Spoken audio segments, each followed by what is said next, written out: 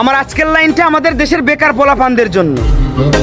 6 থেকে 7 বছর বয়সে পড়াশোনা শুরু করবা, 25 থেকে 26 বছর বয়সে তা শেষ করবা।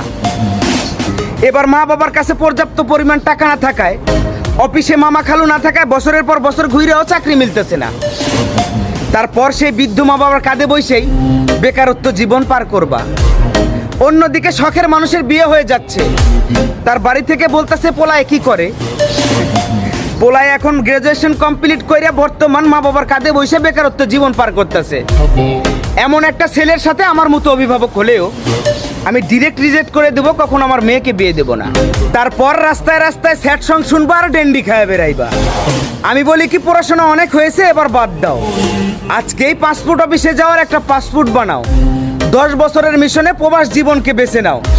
দেখবা 2 বছর যেতে কি না যেতেই তোমার বাড়িতে একটা বিল্ডিং হয়ে গেছে।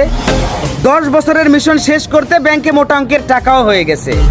তারপর বাড়িতে ফিরে এসো, দেখবা তোমার জন্য মেয়ে নয়, মেয়ের মাও রাজি হয়ে গেছে।